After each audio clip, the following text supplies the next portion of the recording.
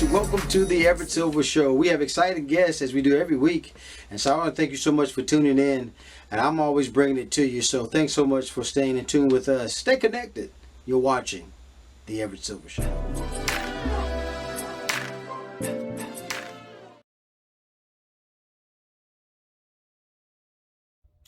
This is Everett Silver, and listen, guys, I want to invite you to the New Year's holiday celebration that's going to be taking place at God of Deliverance, 501 Tarboro Street, right here in the great city of Rocky Mount. The fine pastor is Apostle Kenneth Anderson, and I tell you, he's got a packed house coming. We're going to have Mal Wims, Robin Dunn is going to be there. Yours truly is going to be there singing his new single and new music. And I want to invite you again to the New Year's holiday praise celebration that's going to take place on December the 31st. Look, doors are going to be open at 9 o'clock, and we don't want to miss you. And so I'm excited about it. I appreciate Apostle Anderson for inviting us and the vision that he has for closing out the year. Why don't we just celebrate and just celebrate our Lord and what he's doing with great expectations about what he's going to do in the upcoming year. So why don't you join us? December 31st, 9 o'clock, the door is going to be open at the New Year's holiday celebration. Again, yours truly will be there. Robin Dunn, Mal Wims, we're going to be in the house, and we want to look forward to seeing you there. God bless you. See you there. Meagan, Brad, thank you guys so much for doing the show today. It's a pleasure to have you. Pleasure to be here. Thank you for having us. Well, I got to tell you, I love this time of year, but 'tis the season to celebrate OWN's original holiday movie, A Chestnut Family Christmas. I have the two stars, Meagan Holder and also Brad James with us. And Meagan, I tell you, I start with you because you have an interesting kind of twist to the story. We don't want to give too much away, but talk about what you're doing and trying to bring holidays to your way. Nina Chestnut is a character I play in this film, and she is a lawyer who decides to follow her true passion of being a chef. She becomes a live-in chef in a beautiful home with a lovely family. She, however, did not tell her family of this career change, and for the first time ever, her brothers want her to host Christmas. She has also told them that she is engaged. So she has to rope in her best friend Malcolm to help her live out this lie. She is hosting Christmas in a home that is not hers. She is playing fiance to a friend that is not her fiance, let alone boyfriend. So there's a lot of hijinks and a lot of secrets, and of course, nothing can go wrong, right? That's right. Well, I had an opportunity to see, some of the trailers and the screeners there. But Brad, what a best friend you are, man, and you're coming through, right? Yeah. Malcolm is a rider, man. He definitely has known Nina for a lot of years, and I can only assume they've been through other hijinks and will go through other ones, which is part of what makes the story so touching. She's not in it by herself, even though her mouth got her in this problem. Right. And you know what? How many of us can relate to stuff like that, trying to impress our families? And with that being said, Meagan, I know, how's this role any different? Because I know you've had reoccurring roles with Tessa as well as Dave. I remember some of those have not now win. That's some stuff that you're working on. This role, how is it that now you're on the main screen there? Yeah, it's really fun. It was fun to play Nina in this and kind of lead the crazy. And I had such a great cast that we just had a blast making this movie. And I like to be funny. So this script allowed for some really fun comedy. And again, the cast we just got along so well. And I think it was just, it was a blast. It was a blast to play such a crazy, outlandish character with everybody else.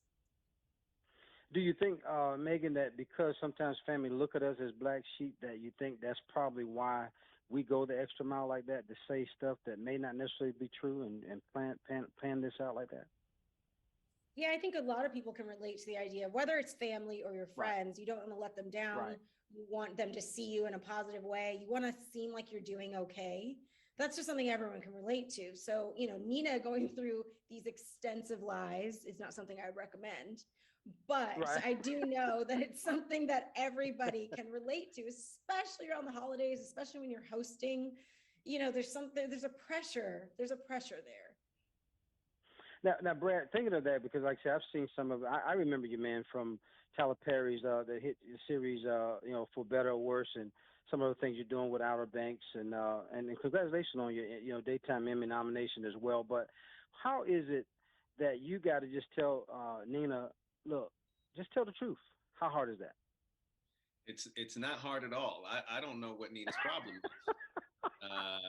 I've as you saw in the film, I explained to her several times. Just tell the truth. Yeah. But if she did that, we wouldn't have the adventure. So Nina's got to be Nina for us to be able to go on this ride. But it was it's really simple when you get to be a reactionary character with a house full of people who understand what it is to have a good time and are bringing that Christmas spirit and are so talented. And you can't deny you guys. You're where this story going. We don't give too much away, but you can't deny the chemistry between you two, right, Meagan? Yeah, Brad and I had worked together briefly before. We know each other, but we really have a very similar sense of humor. And he is hilarious and so fun to work with. It was like we jumped into kind of the relationship as far as just being close friends and having that Right. familiarity with each other. We jumped right into that. So like if anybody can offset kind of rib at me and I could rib back and we can laugh, that's just going to show up on screen. That kind of relationship you can't fake. And it's great. And I'll let you talk about the same thing, Brad. How is that chemistry? It's really great. We came into this in a situation where I hadn't seen Meagan in a few years outside of her other works on film and TV, and we didn't get to see each other before we jumped into production. We were, it was kind of a quarantine-ish thing going on before we got started. So to be able to get right to work so quickly and have the confidence that we can put forth everything we need to make this movie everything it can be, so people can enjoy it, was a really good feeling. And I tell you, man, it's such going to be a one. I love again this time of year. Such a great picture, guys. You got to make sure a Chestnut Family Christmas premieres. As a matter of fact, tomorrow night, November the 30th, 9 p.m. And then Meagan and Brad, thank you so much for doing the show. Any last minute things you guys want to say, because I appreciate having you today. Thank you so much for having us. I wish you and everyone here listening and watching a very, very, very Merry Christmas and Happy Holidays. Absolutely. Merry Christmas. Happy holidays. Make sure you spend it with the people that you love in the way that you love doing it. The stars of A Chestnut Family Christmas, Meagan Holder, Brad James. Pleasure to have you. Make sure you guys tune in tomorrow night, 9 p.m. You want to make sure you get A Chestnut Family Christmas. Thanks, guys. Appreciate you doing the show today. Hi, thank you. You're welcome. Bye-bye. Well, guys, thanks so much for tuning into the Everett Silver Show. Stay tuned. Don't turn that dial, because we got more exciting guests right here on the Everett Silver Show. Be back in a moment.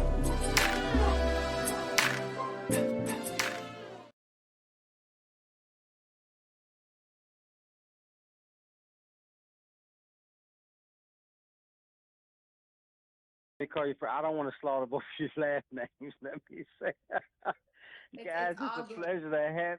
Say it. Yes, Alycia Pascual Pena. I love it. See, you said it so pretty, and I couldn't do it. And Josie? My name is Josie Totah. Totah. Okay. Well, listen, guys, what a pleasure to have you both on the show. And listen, everybody know that the Bayside Crew is back. Season 2 of this critically acclaimed comedy series that's streaming on Peacock, Saved by the Bell. We were glued to it. I have two of the stars, Josie and Alycia, is with it. And Josie, I'll start with you. Talk about Saved by the Bell. Well, it was obviously an iconic 90s Saturday morning show that everyone enjoyed as a sort of comfort food.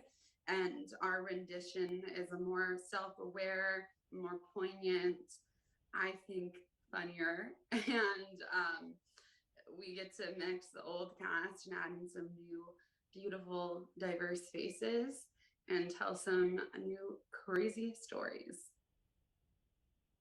And Alycia, talk about, you like she said, you guys are now bringing a new generation, a new flavor to the show. Just talk about some things that how the show now kind of got some new twist and turn to it. Absolutely. We both are really grateful to be a part of this reimagination. I think something really special about our show is that it has this wonderful juxtaposition of having the nostalgia and some of the callbacks from the original 90s show. But, you know, the new Hmm. cast can reflect our society more appropriately. So I think there's a self awareness that our reimagination has that's amazing. And also, we're able to have conversations about diversity and representation and implicit biases in the way that, you know, the original wasn't allowed to. So I think it's amazing that we have this show that better reflects our society and has some more diversity and gets to have these awesome conversations, but also makes people laugh and hopefully feel warm while watching the show. You know what I love about the show, Josie, is that I know me being an old fan of the show, just it is different topics that you guys cover, things that friends go through, and now just talk about how did that relate now to whether some of them are grown up, marriage is involved, or how do you handle parents saying no? I mean, talk about the different diversity in this show. I think an awesome thing about comedy is that you get to tell stories and it sort of teach these lessons in a way that doesn't hit you over the head or make you feel like you're being preached to. And I think we do a really great job of that, especially with telling conversations that people are having at their own dinner tables. We want to continue to promote those as well and spark these thoughts in people's heads. So yeah, throughout all the storylines, we get to cover a lot of bases, which is very fun. And it's also just like very funny too. So you don't even notice that you've taken so much away from it at the end of it. Right now, Lisa, how is trying to find love and trying to find acceptance? Yeah, I How think. was that? Oh, you know, as Alycia says, I'm struggling. No, I'm just kidding. As Aisha, my character, I'm really grateful gets to go on this journey of you know, self discovery, and I think it's great that you get to follow these adolescent stories from 6 different new perspectives, and specifically my character is on a journey where she's learning something new about herself and is Right. supported with finding out a new part of her identity, and you know that she does identify as queer and she's supported by her fellow friends, which is really beautiful. So I think it's awesome that you get to see this young Black woman explore love in a new way and learn new things about herself. So I'm excited for people to watch season 2 and um, you know, be alongside Aisha in her journey for love. And I tell you, I'm so excited, guys. Just so you know, Saved by the Bell season 2 premieres actually tomorrow night. You can stream it on Peacock, and then I give you both an opportunity. Joseph, starting with you, just to any last minute things you want to say to kind of promote this show because I tell you, I'm so excited, and to just see you guys. Congratulations to what you're doing.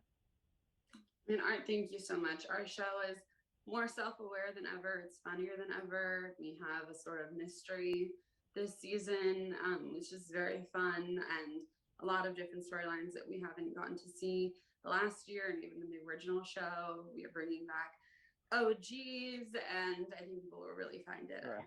a fun ride. And then Alycia. Oh yes. You know, I think people will be very surprised by certain storylines that we have. I think people will excited to learn more about each character. It's really amazing to see these characters develop in new ways than they did in the first season. So I think there's a lot for people to bite on in this new season. We think that people are going to enjoy it. We elevated things from season 1. We were able to go further, and we really think there's something for everyone in our show. There's storylines of love from the OG cast. There's you know, our principal Todman trying to figure out his life. There's the kids trying to figure things out. So we think that we really have something for everyone, and we hope that people can come and laugh and also take something away from our show in regards to certain conversations we're having. So we're excited. Again, guys, I want to thank so much. Saved by the Bell. Make sure you catch it. Peacock streaming it right now. Tomorrow night, Wednesdays, when you want to tune in.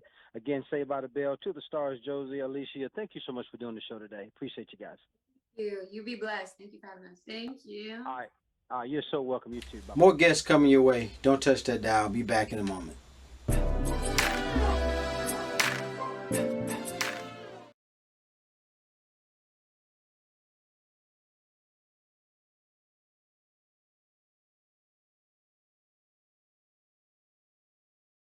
Hey, Chad. Hey, Jessica. You guys with us? Hi. Yeah, how you doing? Oh man, what a pleasure to have you guys. Well, folks, I got my special guest on the phone with us. Sometime, it's time to get into that Christmas spirit. What better way to do that than to just sit, with your family? Angels Fall Christmas. I have two of the stars, Chad Michael Murray is with us. Also, Jessica Lowndes is here. And all about the holiday film.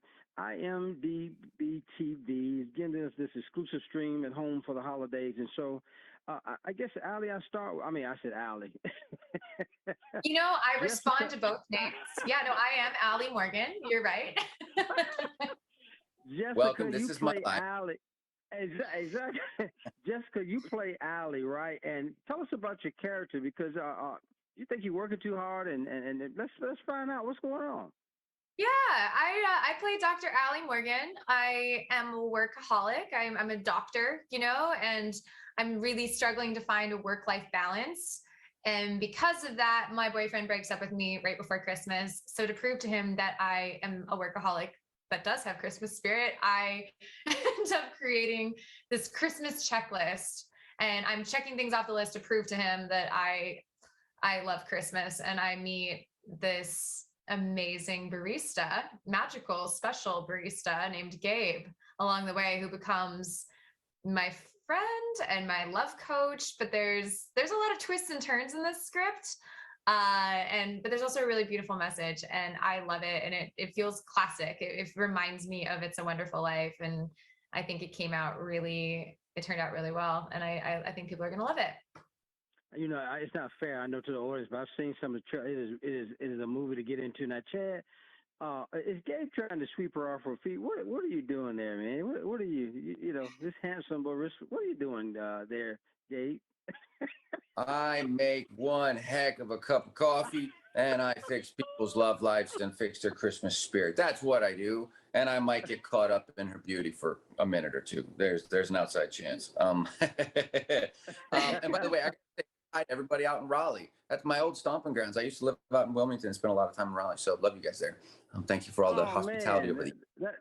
Love it. That's awesome. Yeah, that's awesome, man. They still shoot a lot of the movies still in Wilmington up the street, man. No, I know it's getting busier and busier. My buddies, I keep in contact with everybody back there, and they say they've never been busier right now. It's crazy. So I'll be back soon.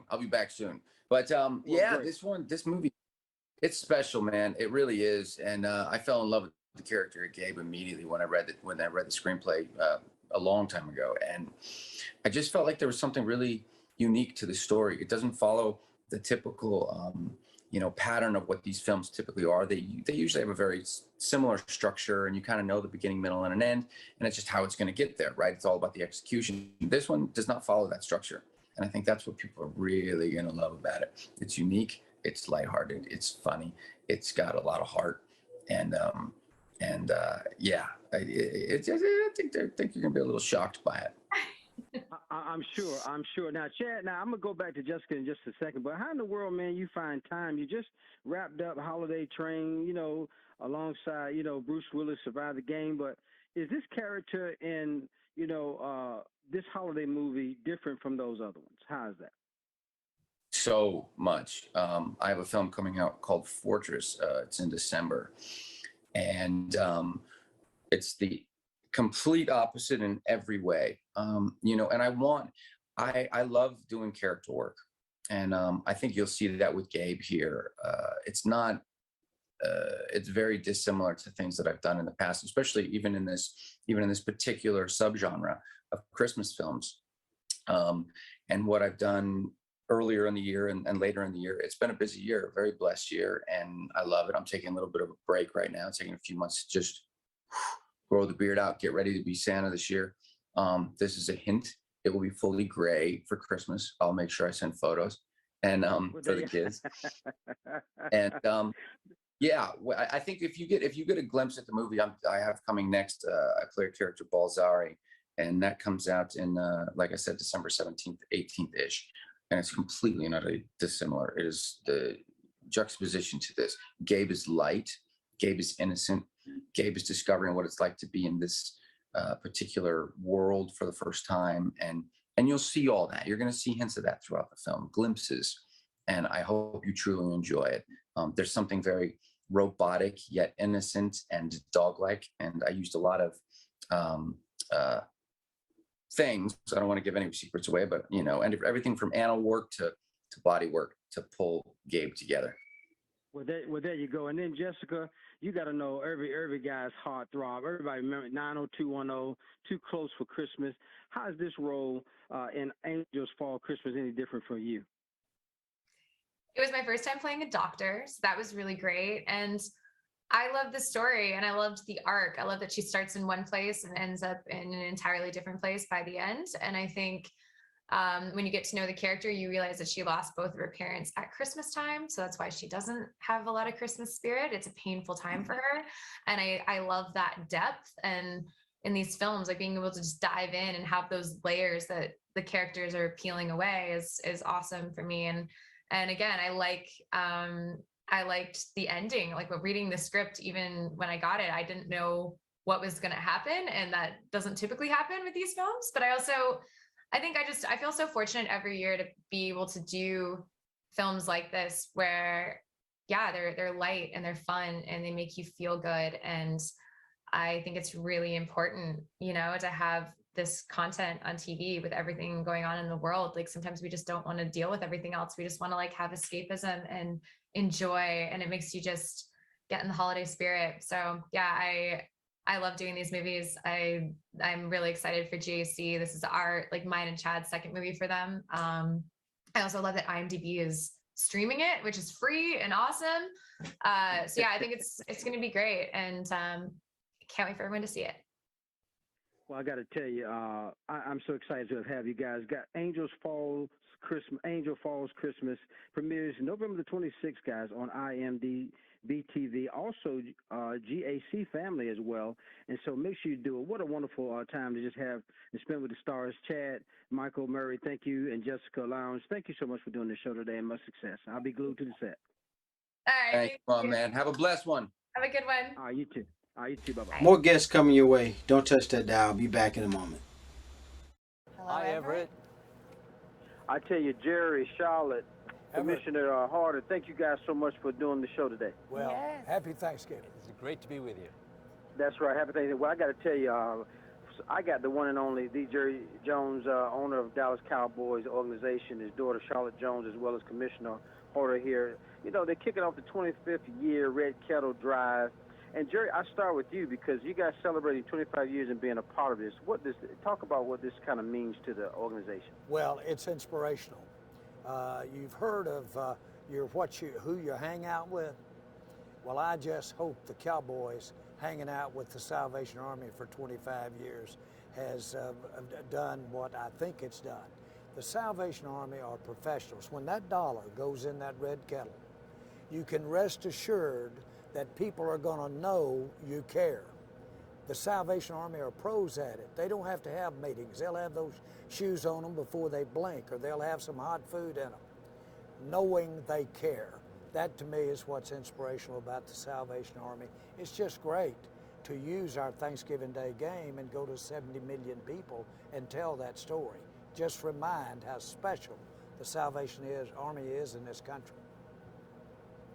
And Jerry, I could be wrong, but I know every time I watch either one of the Dallas Cowboy games, and by the way, I've had the Chili's on as well. I've been following the Cowboys, but I see a red kettle in the end zone. Is that something as well, just to remind folks as well? Well, absolutely. We keep that red kettle in there year round. We keep red kettles. By the way, that's against the rules. But we'll go to the Supreme Court. We'll go to the Supreme Court talking about it.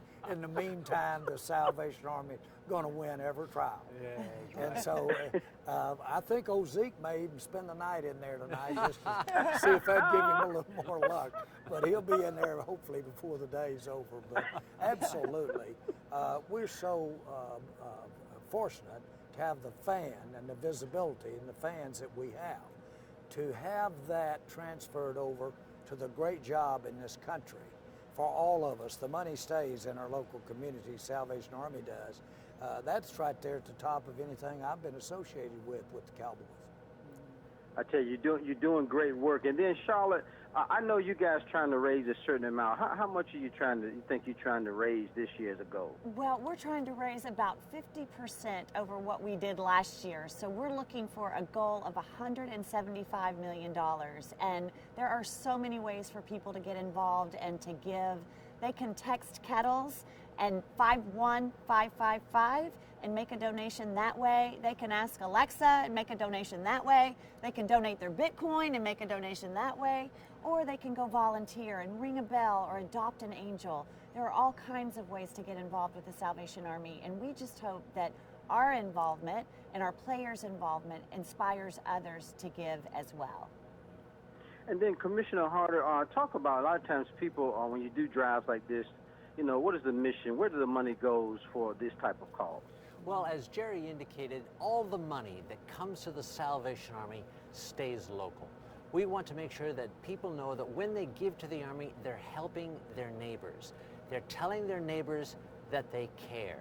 So we take very seriously the idea that the money should stay there, it should meet the needs of that community, and touch lives in a way that's going to have an impact on them and their families and the community at large for years to come. And I tell you, and then any last minute things you want to say? Jerry, I got to tell you, the boys look good this year. Well, we've are going to have our setbacks, and we've had a few setbacks. These radars are going to try to put it on us tomorrow, and we know that. We know that, and so we've got to be ready to go. But I like our depth. We're playing a lot of young players. We've got a lot of really top players that are coming back for us for the end of the year. So I like the way we're setting up. But of course, your opponents in the NFL have a lot to say about that. And then Charlotte, I know you're working along with your dad and things is going on. Talk about, just what so much that the organization do. You mentioned about in the community, because the Cowboys are always locked into the community as well. Well, I tell you what, we know that our goal every year is to have a competitive team and to get to that final game and hold up that trophy.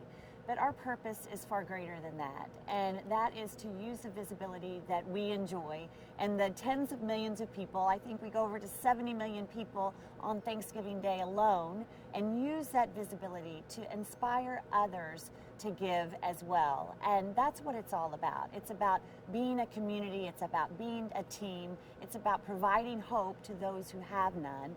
And hopefully this association with what we have with the Salvation Army and what they do will be that inspiration that people need to be gracious, to be grateful, and to give back. And then finally, Commissioner Harder, 25-year celebration, sir, the Red Kettle. You gotta, what that mean to you? And then I'll let you have the last say. And it's got to be something special for you. Well, thanks, Everett. It certainly is very special. Over the course of the past 25 years, our association with the Cowboys and with the Jones family has produced $2.8 billion to help people. And I can't even begin to imagine how many millions of lives have been changed as a result of that. That really is what this is all about, Everett. This is not just about food and clothing and toys. It's about showing someone that you really care about them. And if we can do that for our neighbors, we're achieving a goal that's going to have eternal significance. And so our friendship with the Cowboys and with the Jones family means more than I can really ever say. We're very grateful for it. Jerry Jones, thank you for what you do, sir. 25-year Red Kettle Drive. What a pleasure to have the owner, Jerry Jones, Dallas Cowboys organization, Charlotte Jones, as well as Commissioner Harder. Guys, what a pleasure. And Jerry, thanks so much, man, for doing the show. Appreciate you guys. Thank you. Thanks, Everett.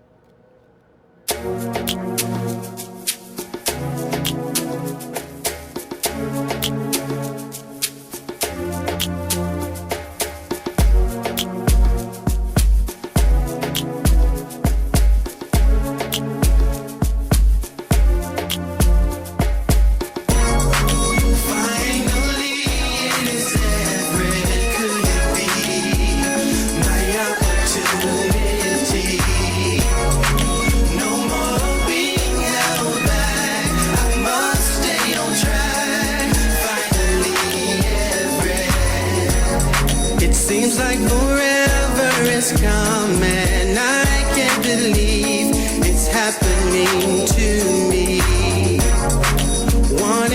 sing it the song.